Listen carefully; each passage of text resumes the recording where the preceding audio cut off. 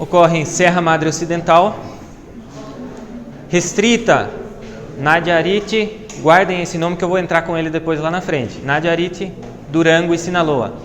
Então, de 100 a 300 metros de altitude. Lá, aqui, ó. Nadiarite, aqui, ó. É esse lugarzinho aqui. Então, ela foi descrita primeiro como uma variedade da Lélia rubescens. E aí, em 1974, em Nadiarite, foi coletada uma planta e 16 anos depois eles descreveram como Lélia áurea. Então, em 1990, ela foi descrita como espécie.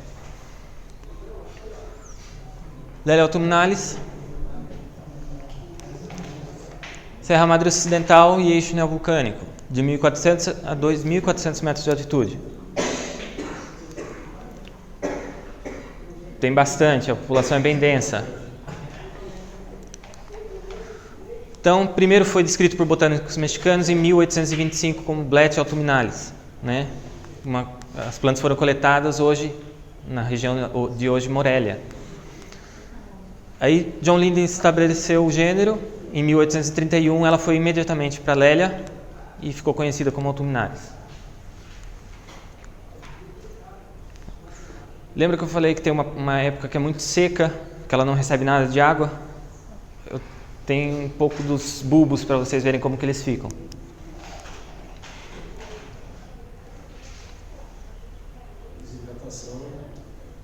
Quase sol pleno lá. Olha como fica. Lá em casa está bonito, gordo. Lélia crouchayana. Foi descrita primeiro como um híbrido entre Lélia autumnalis e Lélia anceps. Nordeste Serra Madre do Sul restrita uma pequena área de montanhas em Jalisco, de 1.100 a 1.500. Então, só lá.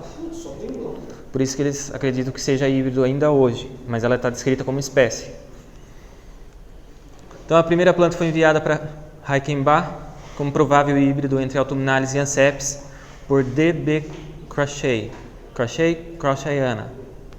Então, as plantas chegaram em um carregamento de Lélia autumnalis e ela foi registrada em 1883. Essa tem a descrição lá no Kew. Kew é um jardim botânico lá no Reino Unido. Então elas foram descritas como pseudobulbos de Lélia autumnalis com folhas de Lélia álbida. E ainda com um período de floração em janeiro a março, está lá preservado ainda em Kew isso. Em 1984, esse Roberto Gonzalez Tamayo registrou ela como Lélia bancalari.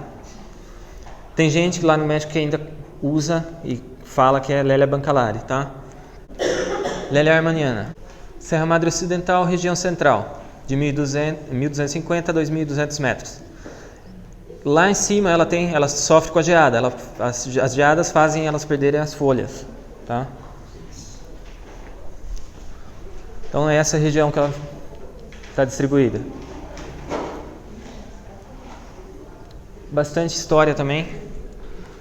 Então, elas foram identificadas como Lélia furfurácea no início, depois foram comparadas no herbário e foi removida de furfurácea. Reichenbach registrou ela como Lélia armaniana em 1888, certo?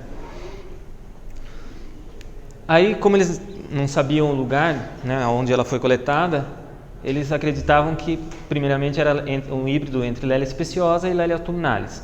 Depois, outros autores falaram que era entre Lélia álbida e Lélia speciosa. Demorou mais de 100 anos até que ela entrasse como espécie. Hoje ela é considerada uma espécie, como eles citam, boa e distinta. Tá? Dizem que os índios warígeos empregavam a seiva mucilaginosa dos pseudobulbos como cola na fabricação de instrumentos musicais. Então, não vou testar na minha para ver se tem isso no pseudobulbo. Lélia furfurácea. Serra Madre do Sul, restrita ao Oaxaca, de 2.100 a 3.000 metros de altitude. Então é a Lélia que vegeta em maior altitude. Ela divide o habitat com Lélia álbida, aqui em 2.100 metros, né? Com Ricostella imaculata, que é essa aqui, e a Euquile citrina, que é essa aqui. Então, aqui. Você matou ele, eu não consegui. Então, Karwinski encontrou ela a primeira vez em 1832, perto da cidade de Oaxaca. Então, tem estado de Oaxaca, cidade de Oaxaca, em uma altitude de 2.600 metros. Pouco tempo depois, outros colecionadores descobriram ela em lugares diferentes em Oaxaca, no estado de Oaxaca, certo? Em 1838, floresceu na coleção de George Baker, na Inglaterra, e Lindley reconheceu ela imediatamente como uma nova espécie. Quase ao mesmo tempo, a Royal Horticultural Society distribuiu um grande número de plantas coletadas por Hertwig para todos os associados, e mesmo naquela época a espécie recebia a reputação de ser difícil, um hábito que não florescia livremente havia sido notado. Então eles, provavelmente pela altitude que ela vegeta, quando você tira ela dessa altitude ela não floresce mais. Lélia goldiana. Serra Madre Oriental. Opa! A gente falou que só duas davam para o lado da costa do Pacífico, né, no Golfo, na costa do Atlântico. Mas ela está lá no meio. Restrita a uma pequena área do estado de Hidalgo. Só lá, naquele pontinho. Então ela foi descrita por Reichenbach em 1888. Ele mencionou, né, que a maravilhosa cor púrpura escura seria difícil de comparar. Ela realmente é mais escura do que as outras lélias. Ele não conhecia a origem, então sugeriam que era um híbrido entre Autumnalis e Anceps, né? Mas esse cruzamento foi feito várias vezes depois, que é a Lélia autoceps. Lélia autoceps é isso aqui.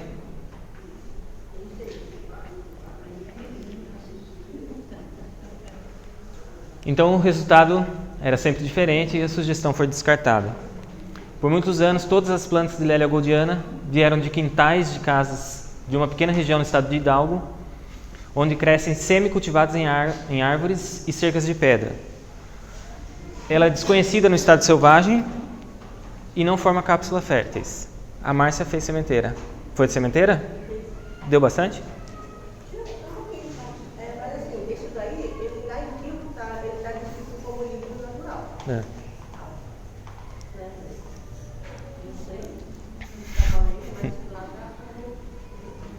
Então eles acham que todas as plantas são do mesmo clone, são divisões da mesma planta. Não tem na natureza mais. Então aqui tem uma plantinha pequena lá. Lélia rubsens. Qual é o estado que eu pedi para vocês guardarem o nome? Nayarit, certo? Desde o estado de Nayarit, desce por toda a costa, todo o México. Ela passa o Istmo, entra na Guatemala, Belize, El Salvador, Honduras, Nicarágua, Costa Rica e Panamá. E na Nayarit ela encontra com a Lélia áurea, tá? Então toda essa distribuição ela tem. Por conta disso gerou uma certa discussão aí sobre as espécies. Então em 1840, John Lindley descreveu ela como rubsens, porém ele não tinha o local de origem da coleta. Em 1841 ele descreveu ela como uma acuminata de uma planta que veio da Guatemala. 1842, Lélia peduncularis.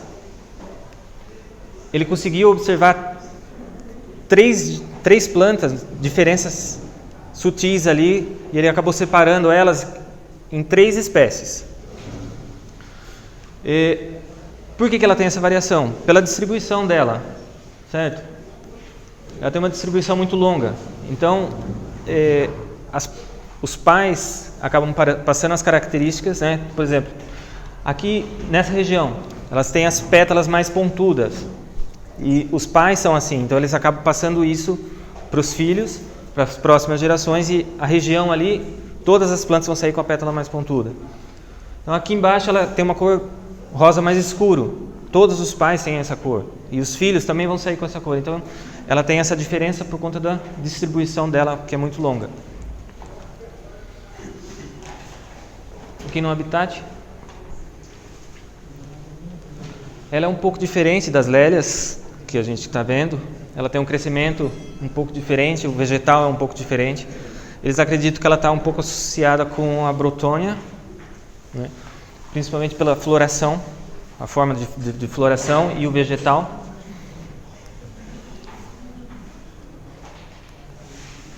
Aqui sobre uma pedra.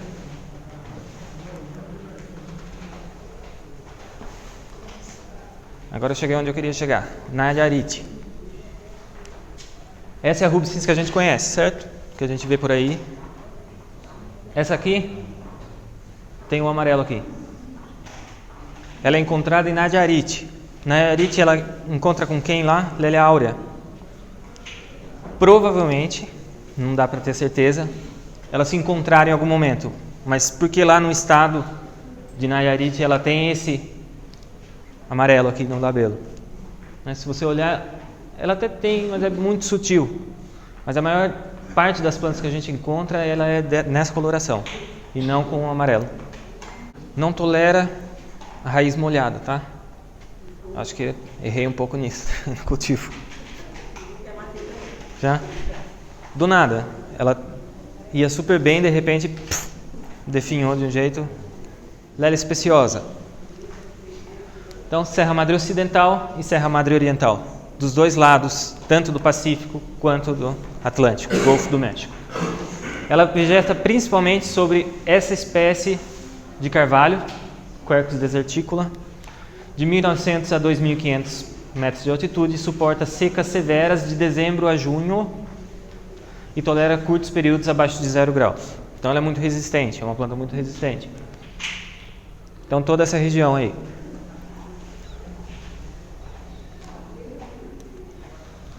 Então ela foi, primeira vez que mencionaram ela foi em 1615, por um padre que era médico do rei Felipe, na Espanha. Ele mencionou ela como, no livro que ele escrevia, né, como as novas plantas e animais da Nova Espanha. O México teve a sua independência da Espanha, então lá em 1615 ele descreveu isso no livro dele. Ainda era Nova Espanha, tá?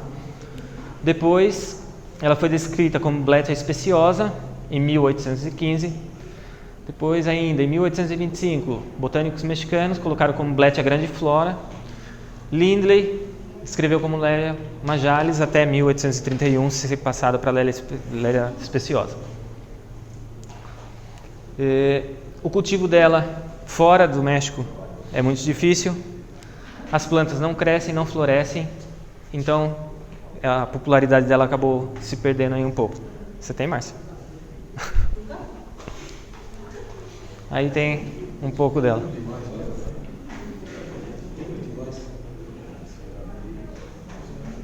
Aí estava lendo os artigos para ter essas informações e me deparei com sobre proteção especial. Aí eu, bem curioso, perdi o foco e fui lá procurar sobre proteção especial. Aí eu trouxe as citações chama uma norma oficial mexicana, de número 059. Então o que eles falam? Que sujeitas à proteção especial são aquelas que poderiam chegar a encontrar ameaçadas por fatores que incidem negativamente em sua viabilidade, né? O que se determina a necessidade de propiciar a recuperação e conservação ou a recuperação e conservação de populações de espécies associadas. E isso ele joga a gente para a lei deles lá, a lei de equilíbrio ecológico. Eu vou resumir para vocês, se a gente ficar lendo aí também vai dar muita coisa. É o que? Ela está protegida, o México, o Estado, o governo e as secretarias de meio ambiente, toda essa parte, eles selecionam uma área onde ela ocorre e restringe o acesso de qualquer pessoa para lá. Então ninguém pode chegar naquela área. Para estudo, precisa entrar com uma ação, né, fazer o pedido judicialmente para ser aceito, e é eles que vão determinar o que você vai poder fazer com as plantas do local. Se você vai poder coletar, se você vai fazer, né, isso no lugar, se vai coletar um pedaço só da planta, como que vai ser feito. Isso é tudo determinado pelo governo. Outras plantas que entram sob proteção especial, além da Lélia speciosa, é a Prosteia vitelina. Lá eles chamam ela de Manuelito, Não descobri porquê, procurei em todo lugar. Ninguém soube me responder porquê, mas eles conhecem como nome popular de Manuelito. E a Euquilicitrina, também está sob proteção especial. Lélia superbiens, a maior de todas. Serra Madre Oriental, Oaxaca, Platô Central de Chiapas, então ela passou o istmo aqui. Ela entra em Guatemala, Honduras e Nicarágua. Floresta mistas de carvalhos com pinheiros e decíduas. Eles chamam isso de Pine Oak Liquidambar Forest. Pine, pinheiro, oak, que é carvalho, liquidambar é uma espécie de árvore que perde as folhas. Então, de 1.000 a 1.500 metros de altitude. Então, só aqui. Então, Oaxaca, o istmo, e ela passa, vai para Chiapas. É esse tipo de floresta.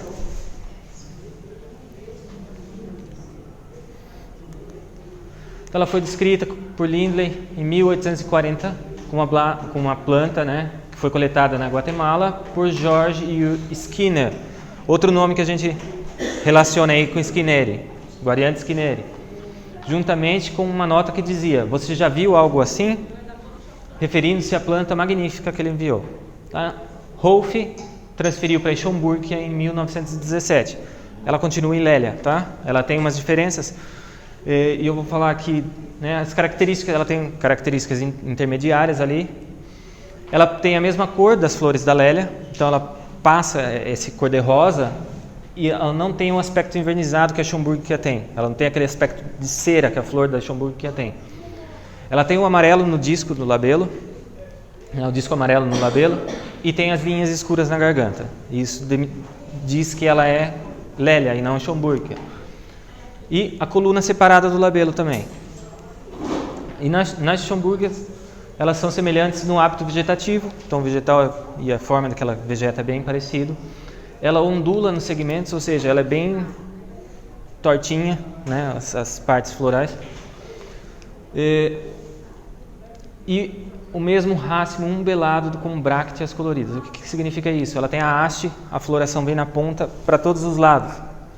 A Lélia, ela vem uma aqui, uma aqui, uma aqui, uma aqui. A Schomburgia, ela faz isso. A Lélia superbiens, ela faz isso também. Entendeu? Então, por isso que ela está no meio termo ali.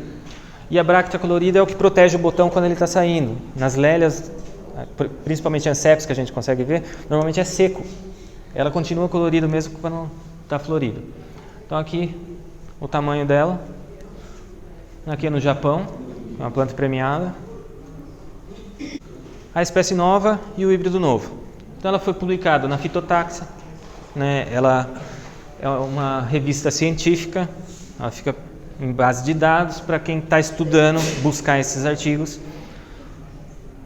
Aí, ela foi publicada em 2014, então é bem recente. Ela acontece Serra Madre Oriental, ao norte do estado do Oaxaca. Aqui.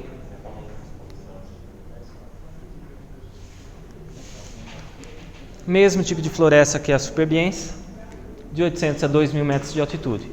Ela é semelhante à superbiens, porém, ela tem pseudobulbos mais curtos e proporcionalmente mais robustos, ou seja, ele é menor, mais baixo e mais gordinho. Difere no labelo e antera. Opa, é igual. É muito igual.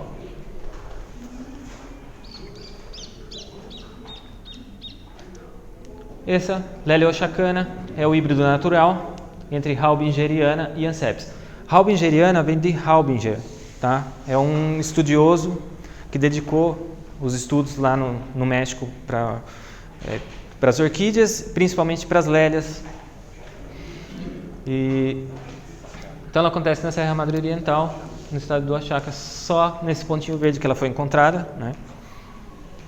Então não tem uma população dela. Aqui eu trouxe a diferença para vocês, para a gente ver como tem diferença. Então, na horizontal aqui, a primeira linha, Lélia superbiens. Na segunda linha, Raubingeriana. Aqui uma Lélia Anceps e aqui a Lélia oaxacana. O labelo. Se a gente reparar, tem diferença. a coluna, a antera. A antera é a capinha da polínia, tá? Na Superbens ela tem esse, como se fossem 2 chifrinhos. A Raubingeriana não tem. Tá? Então realmente ela é diferente. Aí híbridos naturais, Lélia finkeriana, que é Anceps com álbida. Lélia nemesis, Superbens com Anceps. Alguém já viu essa planta?